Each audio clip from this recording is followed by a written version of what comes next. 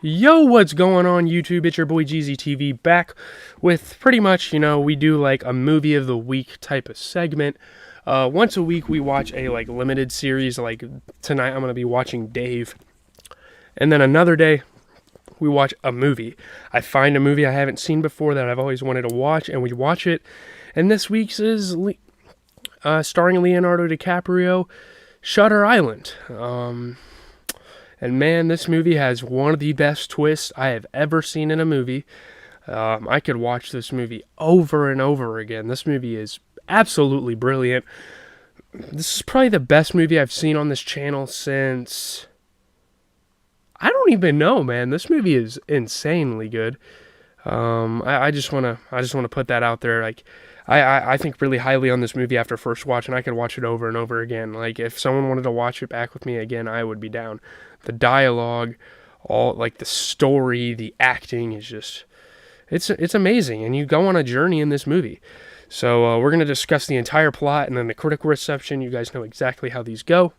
So, in 1954, U.S. Marshal Edward Teddy Daniels and his new partner Chuck Ollie traveled to Ashcliff Hospital for the criminally insane on Shutter Island, Boston Harbor, to investigate the disappearance of Rachel Solando, a patient of the hospital who had previously drowned her 3 children.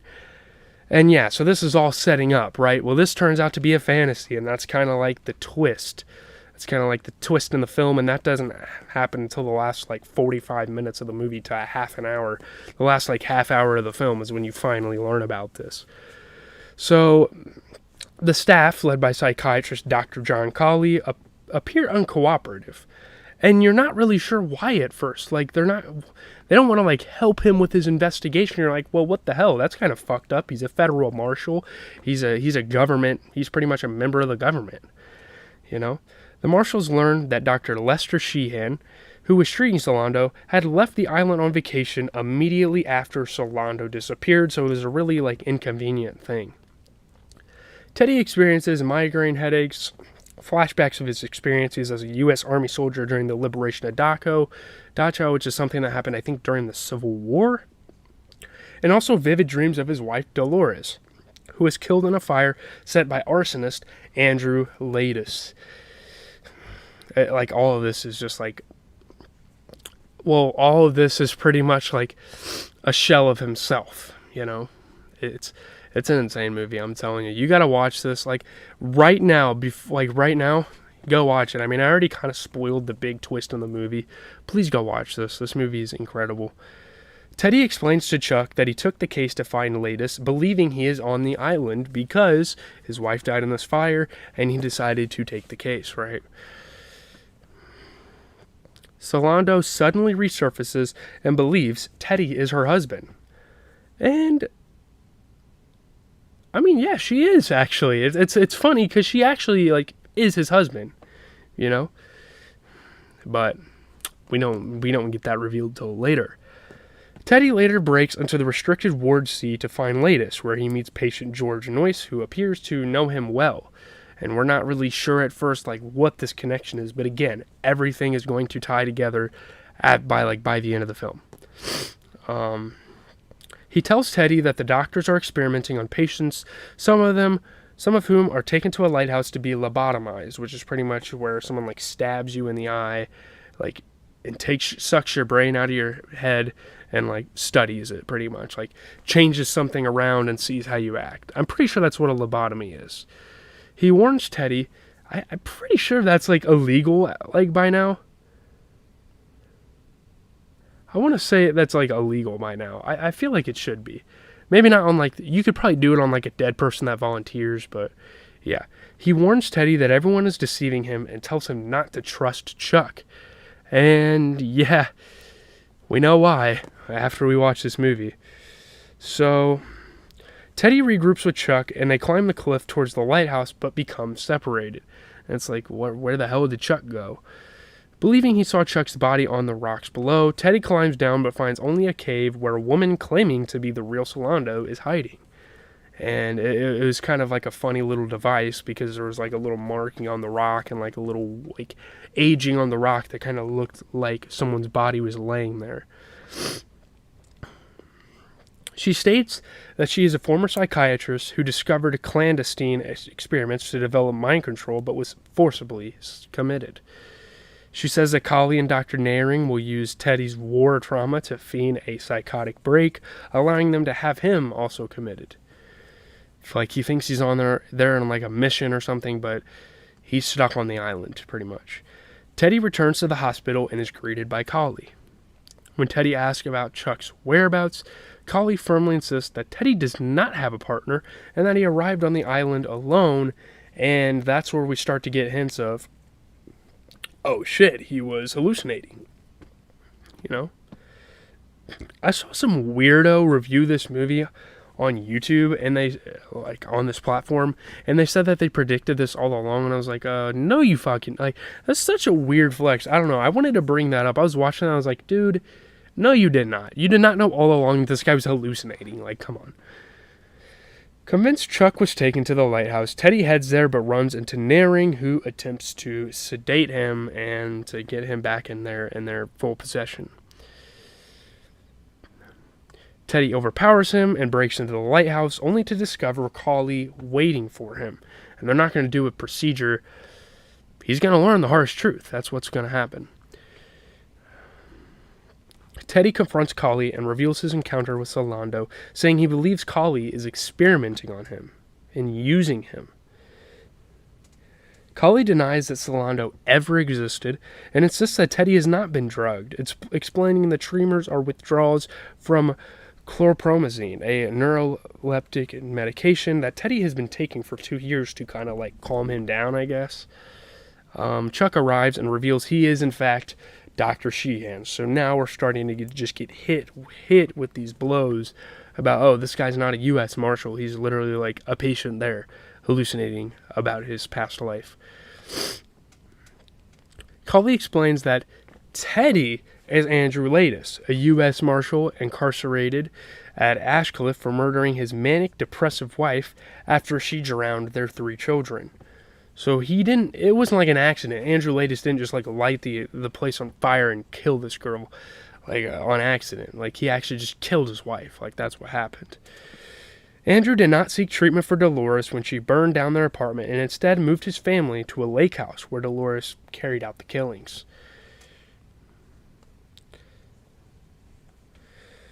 Colley explains that Andrew's delusion is a result of his guilt, that his migraines and hallucinations are withdrawal symptoms, and that he had created the alternative persona of Edward Daniels, also a marshal, who acted violently and espoused conspiracy theories about the facility, which is like his own mind, like creating conspiracy theories about where he's been trapped for the last 3 years.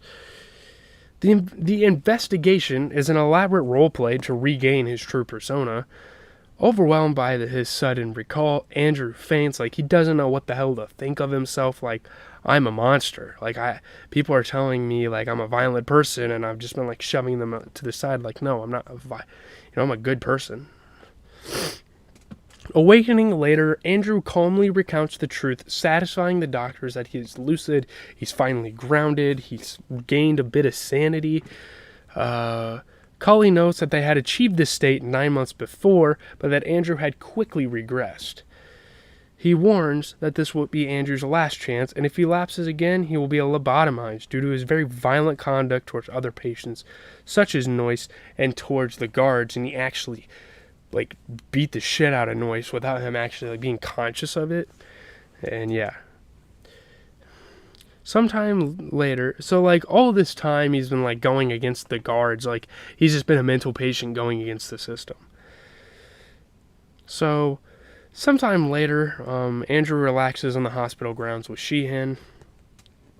Appearing delusional, Andrew again refers to Sheehan as Chuck and says they must leave the island. So again, he's, like, kind of regressing back to this idea of, oh, I'm just, like, a marshal just studying the island and, like, helping find this missing girl. We need to go. Sheehan signals to Colley, who orders that Andrew be lobotomized. Andrew then asks Sheehan if it would be worse to live as a monster or to die as a good man. And this is, like, a really interesting, like, one of the more memorable quotes in this movie. A stunned Sheehan calls Andrew Teddy, but the latter does not respond and leaves peacefully with the orderlies for his operation. And so he's pretty much going to be brainwashed, and yeah, he's going to be staying at this place for the rest of his life. I want to say lobotomies would like kill someone. Wouldn't they just kill someone?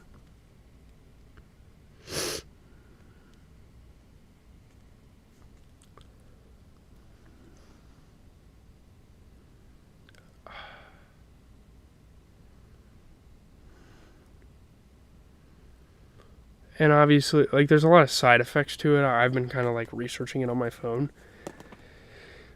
But yeah, it's like a really old procedure. I don't think they do it as much anymore. They might still do it, but not as much. So yeah, 68%, 263 reviews, 6.7 out of 10.